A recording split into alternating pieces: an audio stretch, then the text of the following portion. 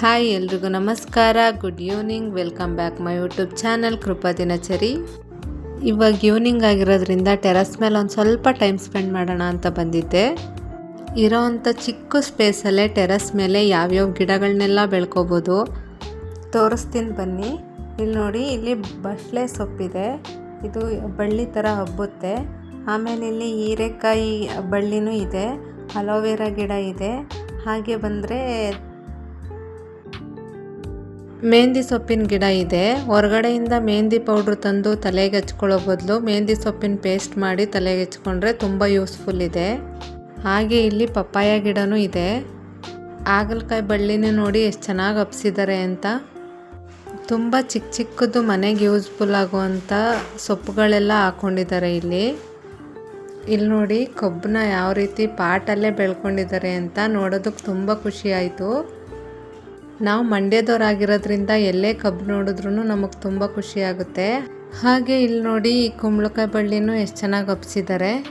ಮತ್ತು ಇಲ್ಲಿ ಚಿಕ್ಕ ಚಿಕ್ಕ ಪ್ಲ್ಯಾಂಟ್ಗಳೆಲ್ಲ ಹಾಕ್ಕೊಂಡಿದ್ದಾರೆ. ದಾಸವಾಳ ಗಿಡನೂ ಕೂಡ ಹಾಕ್ಕೊಂಡಿದ್ದಾರೆ. ಮನೇಲಿ ಯಾವ್ದಾದ್ರು ಒಂದು ಹೂವು ಬಿಡೋ ಅಂಥ ಗಿಡ ಇರಬೇಕಂತೆ. ನಾವು ಊರುಗಳ ಕಡೆ ಎಲ್ಲ ಹೋದಾಗ ಎಲ್ಲರೂ ಮನೇಲೂ ದಾಸವಾಳ ಗಿಡಗಳನ್ನ ನೋಡಿರ್ತೀವಿ. ಸಿಟಿಗಳಲ್ಲಿ ದಾಸವಾಳ ಗಿಡ ಪಾಟಲ್ಲಿ ಹಾಕಿದ್ರೆ ಸರಿಯಾಗಿ ಬರಲ್ಲ ಅಂತ ಎಷ್ಟೊಂದು ಜನ ಹಾಕೊಳ್ಳೋದೇ ಇಲ್ಲ. ಮಣ್ಣಲ್ಲಿ ಹಾಕಬೇಕು, ಚೆನ್ನಾಗಿ ಬರುತ್ತೆ ಅಂತ ಹೇಳ್ತಾರೆ. ಇವ್ರು ಪಾಟಲ್ಲೇ ಎಷ್ಟು ಚೆನ್ನಾಗಿ ದಾಸವಾಳ ಗಿಡಗಳನ್ನ ಹಾಕ್ಕೊಂಡಿದ್ದಾರೆ ನೋಡಿ. ಹಾಗೆ ಇಲ್ಲಿ ಕಾಮಕಸ್ತೂರಿ ಗಿಡ ಇದೆ.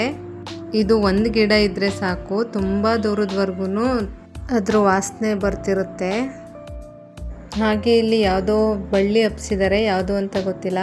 ಇಲ್ಲಿ ನೋಡಿ ಸೂಜಿ ಮಲ್ಲಿಗೆ ಕಾಣಿಸ್ತಿದೆ. ನನಗಿದನ್ನು ನೋಡಿದಾಗೆಲ್ಲ ಮಳ್ಳೆ ಹೂವು ನೆನಪು ಬರುತ್ತೆ. ಯಾಕಂದರೆ ನಮ್ಮ ಕಡೆ ಸೂಜಿ ಮಲ್ಲಿಗೆ ಅಂತ ಅಂತಾರೆ, ಬೆಂಗಳೂರಲ್ಲಿ ಏನಾದರೂ ಮಳ್ಳೆ ಹೂವು ಅಂತ. ಇವಾಗ ಮಳ್ಳೆ ಹೂವು ಸೀಸನ್ ಇರೋದ್ರಿಂದ ತುಂಬ ಮಳ್ಳೆ ಹೂವು ಸಿಗ್ತಿದೆ, ಕೆಲವೊಂದು ಸೀಸನಲ್ಲಿ ಸಿಗೋದೇ ಇಲ್ಲ. ಹಾಗೆ ಇಲ್ಲಿ ಇನ್ನೊಂದು ದಾಸವಾಳ ಗಿಡ ಇದೆ, ಬೇರೆ ಕಲರ್ದಿರ್ಬೋದು ಇದು ಅನಿಸುತ್ತೆ, ಎಲೆ ಡಿಫ್ರೆಂಟಾಗಿದೆ. ದಾಸವಾಳದಲ್ಲೂ ತುಂಬ ಕಲರ್ ದಾಸವಾಳಗಳಿದೆ, ರೆಡ್ಡು, ವೈಟು, ಬ್ಲೂ, ಯೆಲ್ಲೋ, ಈ ಥರ ತುಂಬ ಕಲರ್ ವೆರೈಟೀಸ್ ಇದೆ.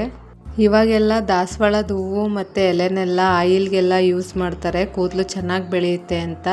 ಒಂದು ದಾಸವಾಳ ಗಿಡ ಹಾಕ್ಕೊಳ್ಳೋದ್ರಿಂದ ತುಂಬ ಯೂಸ್ಫುಲ್ ಇದೆ.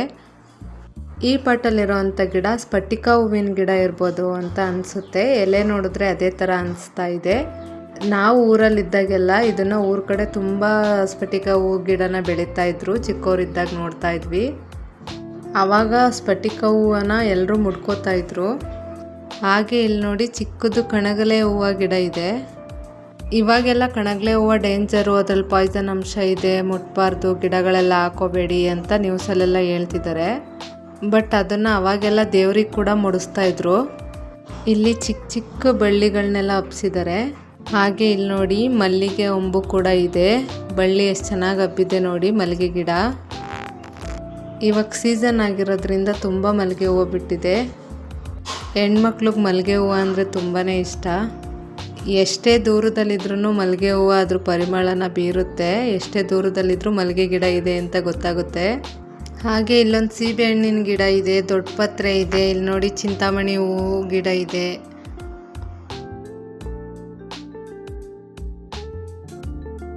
ಮತ್ತು ಡ್ರ್ಯಾಗನ್ ಫ್ರೂಟ್ ಗಿಡನೂ ಹಾಕ್ಕೊಂಡಿದ್ದಾರೆ ನೋಡಿ ಇಲ್ಲಿ. ನಮ್ಗೆ ಹೆಸರೇ ಗೊತ್ತಿಲ್ಲದೆ ಇರೋವಂಥ ಎಷ್ಟೊಂದು ಗಿಡಗಳನ್ನ ಪಾಟ್ಗಳಲ್ಲಿ ಹಾಕ್ಕೊಂಡಿದ್ದಾರೆ.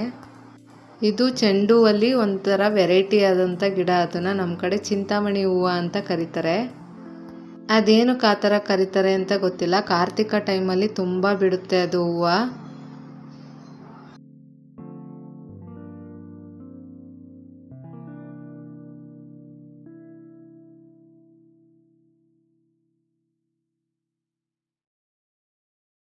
ಹಾಗೆ ಇಲ್ಲಿ ಬಂದರೆ ಒಂದು ಸೈಡ್ ಪೂರ್ತಿ ಗುಲಾಬಿ ಗಿಡಗಳನ್ನೇ ಹಾಕ್ಕೊಂಡಿದ್ದಾರೆ. ಯಾವುದು ಹೂವು ಇಲ್ಲ, ಆಲ್ರೆಡಿ ಕಿತ್ಕೊಂಡಿರಬೇಕು ಅಂತ ಅನಿಸುತ್ತೆ. ಇಲ್ಲ ಅಂದಿದ್ರೆ ಯಾವ್ಯಾವ ಕಲರ್ ರೋಸ್ ಇತ್ತು ಅಂತ ನೋಡ್ಬೋದಾಗಿತ್ತು. ಹಾಗೆ ಗಿಡಗಳಿಗೆ ಬೇಕಾದಂಥ ಗೊಬ್ಬರಗಳನ್ನೆಲ್ಲ ಸ್ಟಾಕ್ ಮಾಡಿ ಇಟ್ಕೊಂಡಿದ್ದಾರೆ ಒಂದು ಸೈಡು. ಈ ಗಿಡಗಳನ್ನೆಲ್ಲ ನೋಡ್ತಾ ಟೈಮ್ ಪಾಸ್ ಆಗಿದ್ದೇ ಗೊತ್ತಿಲ್ಲ. ಸೂರ್ಯ ಆಲ್ರೆಡಿ ಮುಳುಗೋಗ್ಬಿಟ್ಟಿದ್ದಾನೆ. ಸಂಜೆ ಹೋಗಿದ್ದೇ ಗೊತ್ತಾಗಲಿಲ್ಲ. ಈ ಸಂಜೆ ಈ ರೀತಿ ಇತ್ತು. ನೆಕ್ಸ್ಟ್ ವಿಡಿಯೋದಲ್ಲಿ ಸಿಗೋಣ. ಅಲ್ಲಿವರೆಗೂ ನಮ್ಮ ಪೇಜ್ನ ಫಾಲೋ ಮಾಡಿ, ಲೈಕ್ ಮಾಡಿ, ಶೇರ್ ಮಾಡಿ, ಕಮೆಂಟ್ ಮಾಡಿ. ಸರ್ವಂ ಶಿವಮಯಂ.